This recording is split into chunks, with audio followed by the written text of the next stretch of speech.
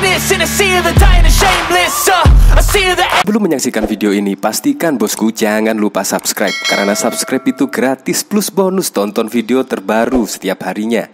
Jangan lupa ya. Di sini ya kerennya dari pemerintahan Presiden Joko Widodo. Hanya di zaman Presiden Joko Widodo lah yang membuat obligor-obligor, debitur-debitur BLBI yang dulu adem ayem sekarang tidak bisa tidur. Dan bahkan juga Tommy Soeharto pasti saat ini ya pasti dagdikduk lah. Karena apa? Karena Satgas BLBI manggil Tommy Soeharto untuk menagih hutang 2,37 triliun. Wow. Itu bahkan tidak hanya ini saja. Tommy Soeharto dipanggil oleh Satgas BLBI. Bahkan yang kemarin juga ada kabar yang menyebut sudah menyita aset tanah dari Tommy Soeharto. Tetapi sekarang ini dipanggil lagi, yaitu untuk menagih hutang 2,37 triliun. Berarti benar-benar serius ya Satgas BLBI ini, tidak pandang bulu ya. Ini terjadi hanya di zaman Presiden Joko Widodo. Penerus-penerusnya pasti harus berani lah, seperti Presiden Joko Widodo. Ya seharusnya bisa lebih berani lagi.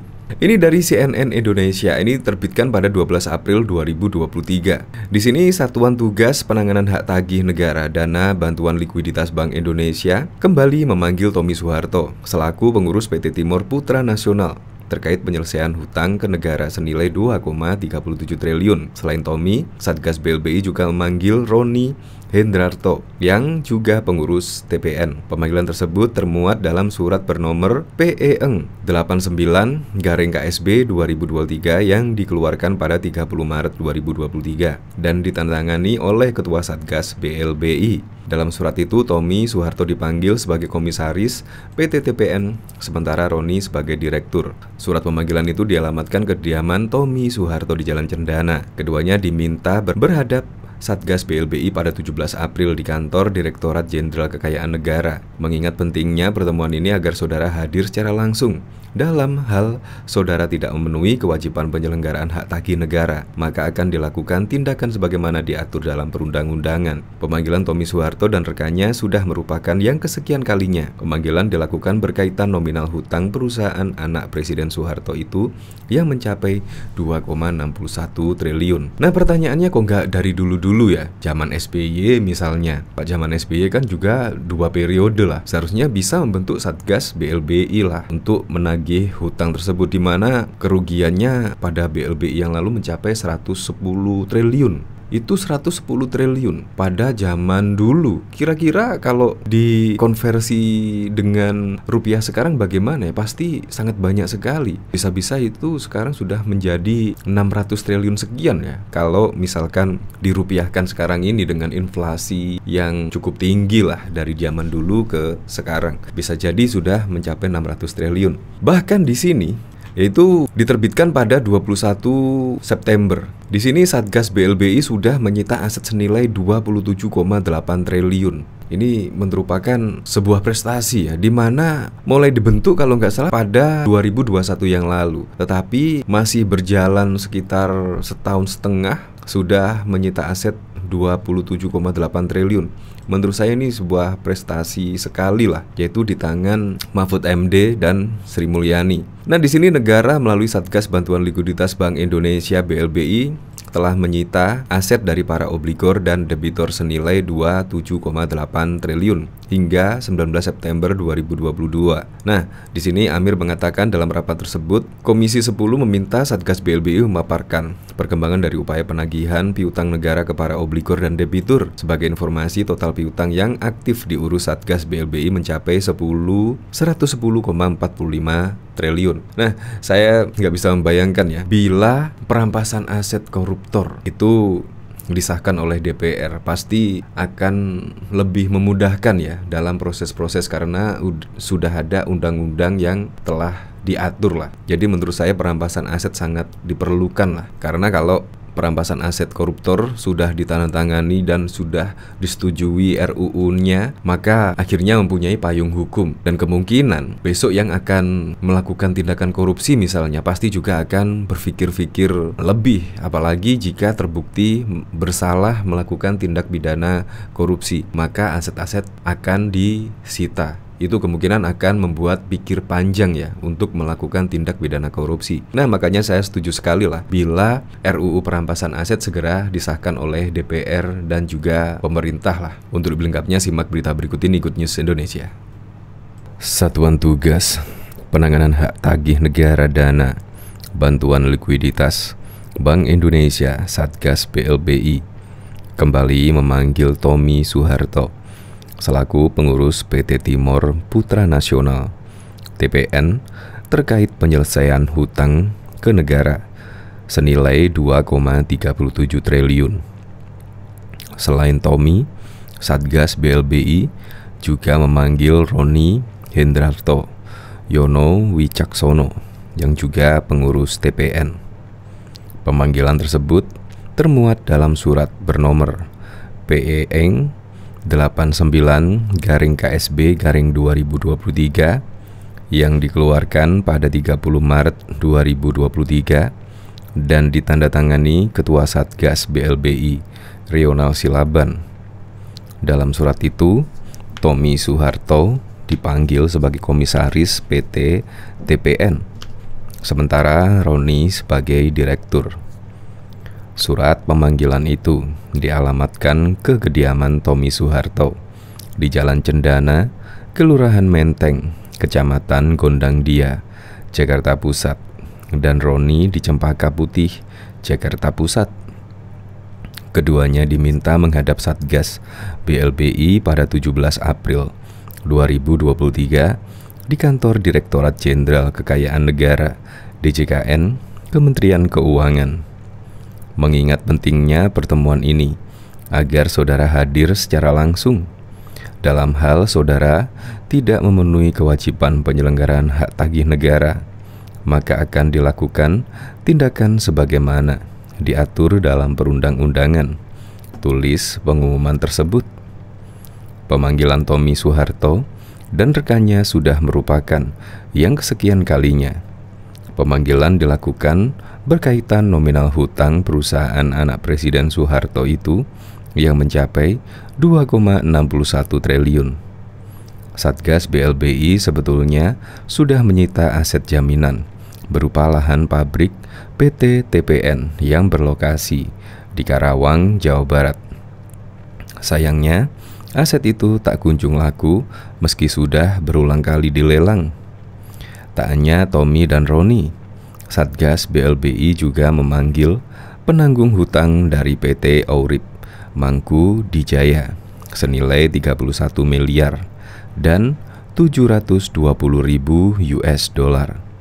Dia adalah ahli waris Sumyaryo Mangku Dijaya, Direktur Utama, Puspa Hadi Benyamin, Direktur, Prasetyono Sumiskum, Direktur Ahli Waris Roy Juli Suharjanto, Direktur, dan Lupna Sumyaryo, Komisaris. Kemudian penanggung hutang dari PT Eraska Nova juga dipanggil untuk menyelesaikan hutang ke negara senilai 16 miliar dan 7.000 US dollar. Tercatat nama pengurusnya adalah H.Y. Tugiono Makmur selaku Direktur Utama dan Chandra Sari Ningsih selaku Direktur. Bahkan Satuan Tugas Penanganan Hak Tagih Negara Dana Bantuan Likuiditas Bank Indonesia atau Satgas BLBI memanggil 9 nama terkait piutang negara. Piutang dan 9 pihak terkait BLBI tersebut dalam berbentuk rupiah dan dolar Amerika Serikat, masing-masing berjumlah sekitar 323 miliar dan 9,96 juta US. Pengumuman tersebut dimuat dalam sebuah harian nasional dalam 2 hari berturut-turut. Adapun pengumuman tersebut langsung ditandatangani oleh Ketua Harian Satgas BLBI Ronald Silaban.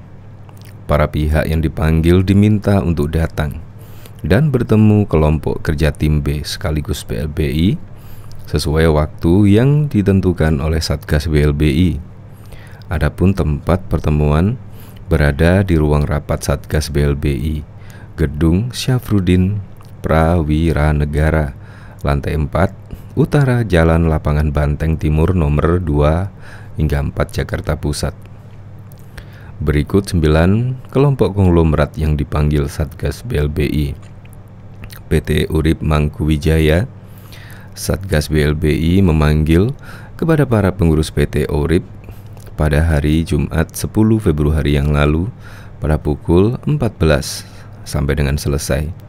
Satgas BLBI meminta untuk menyelesaikan hak tagih negara terhadap PT Urip dengan nilai sebesar 31 miliar dan 720 ribu dolar belum termasuk biaya 10%. PT Sargo Urip Pratama. Satgas BLBI memanggil kepada para pengurus PT Sarga pada hari Jumat yang lalu pada 10 Februari pukul 15 sampai dengan selesai. Agenda pemanggilan oleh Satgas BLBI tersebut untuk menyelesaikan hak tagih negara terhadap PT Sargo dengan nilai sebesar 6,7 miliar dan 4,35 juta US belum termasuk biaya 10%. Panggilan Satgas BLBI ditujukan kepada pengurus PT Sahna Utama Permai.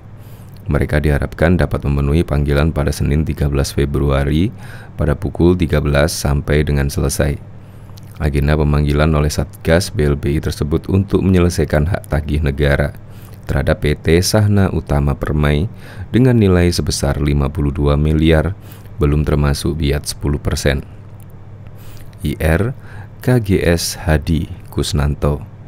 Hadi diminta untuk memenuhi panggilan Satgas BLBI pada Senin 13 Februari pukul 13 sampai dengan selesai. Agenda pemanggilan oleh Satgas BLBI tersebut untuk menyelesaikan hak tagih negara terhadap nilai sebesar 11 miliar. PT Sukowati Tax. Panggilan Satgas BLBI ditujukan kepada pengurus PT Sukowati Tax. Mereka diharapkan dapat memenuhi panggilan pada Senin 13 Februari pukul 14 sampai dengan selesai. Agenda pemanggilan oleh Satgas BLBI tersebut untuk menyelesaikan hak tagih negara terhadap PT Sukowati Tax dengan nilai sebesar 1,1 juta US. PT Ninolen. Pemanggilan ditujukan kepada Stefanus Farok, Antoni Buntoro, Bahrul Ritonga, dan Sabarudin Napitupulu. Agenda yang dijadwalkan oleh Satgas BLBI yakni pada Selasa 14 Februari pukul 13 sampai dengan 15. Agenda pemanggilan Satgas BLBI yakni untuk menyelesaikan hak tagih negara terhadap Indo Kisar Jaya dengan nilai hutang sebesar 38 miliar.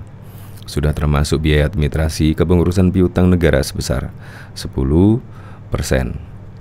Pemanggilan oleh Satgas BLBI yang ketujuh ditujukan kepada Frank Rusia Santoso, Mediarto Prawiro, Brahim, Basmin, Walter, Marto Sumartono, Yusuf Hendrawan, dan Sukarjo. Agenda yang dijadwalkan oleh Satgas BLBI yakni pada Selasa 14 Februari pukul 11 sampai dengan selesai. Agenda pemanggilan Satgas BLBI untuk menyelesaikan hak tagih negara terhadap PT Opal Indah Gelas Industrial dengan nilai hutang sebesar 3,56 miliar dan 3,79 juta belum termasuk biaya 10%. Satgas BLBI meminta Binsar Marpaung dan Suprapto hadir pada Selasa 14 Februari pada pukul 8 hingga 10. Adapun agenda pemanggilan Satgas BLBI yakni untuk menyelesaikan hak tagih negara terhadap Yayasan Kesejahteraan Karyawan Bank Umum Nasional dengan nilai hutang sebesar 134 miliar. Sudah termasuk biaya administrasi kepengurusan piutang negara 10%. Debitur atas nama Indo Kisar Jaya. Pemanggilan ditujukan kepada pengurus penanggung jawab Indoksiar Jaya PT Iswanto Ongko dan pengurus PT Arya Putra Geraha. Mereka diminta menemui Satgas BLBI pada Selasa 14 Februari pada pukul 10 hingga 12. Agenda pemanggilan Satgas BLBI yakni untuk menyelesaikan hak tagih negara terhadap Indo Kisar Jaya PT dengan nilai utang sebesar 45,63 miliar. sudah termasuk biaya administrasi kepengurusan piutang negara sebesar 10%. Satuan Tugas Penanganan Hak Tagih Negara Dana Bantuan Likuiditas Bank Indonesia Satgas BLBI memanggil 6 obligor yang memiliki urusan piutang dengan negara. Mayoritas dari mereka beralamat di Singapura. 6 obligor diminta menghadap kelompok kerja Pokja Tim A Satgas BLBI pada Jumat 31 Maret 2023 pukul 08.30 sampai selesai di gedung Syarifuddin Prawira Negara, Jalan Lapangan Banteng Timur, Jakarta Pusat. Tujuannya untuk menyelesaikan hak tagih negara dana BLBI dengan total senilai 9 miliar. Mengingat pentingnya pertemuan ini agar saudara hadir secara langsung dalam hal saudara tidak memenuhi kewajiban penyelenggara hak tagih negara, maka akan dilakukan tindakan sebagaimana diatur dalam peraturan perundang-undangan. Tulis pengumuman Satgas tersebut. Diketahui negara melalui Satgas Bantuan Likuiditas Bank Indonesia BLBI telah menyita aset dari para obligor dan debitur senilai 27,8 triliun hingga 19 September 2022.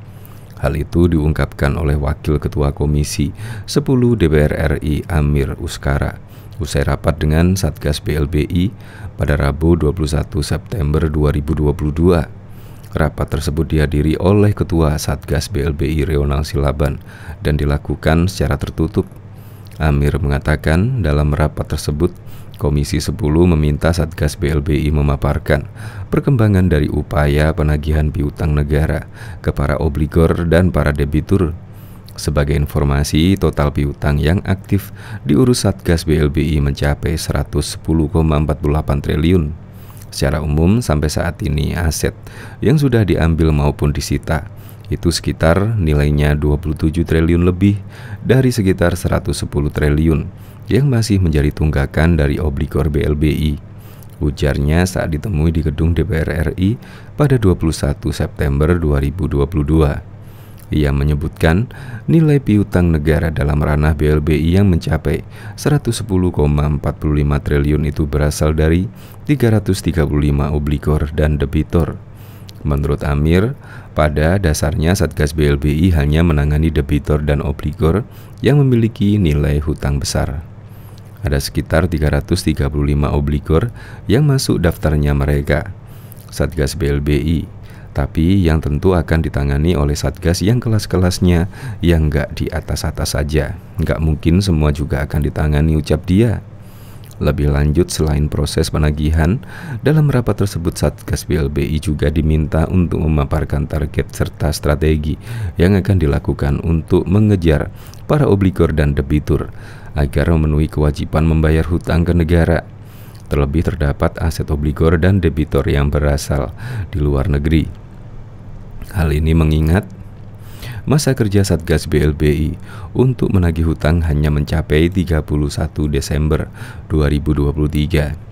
Adapun Satgas BLBI juga dibentuk sejak Juni 2021 dengan payung hukum Keputusan Presiden Kepres nomor 6 tahun 2021 tentang Satgas Penanganan Hak Tagih Negara Dana BLBI.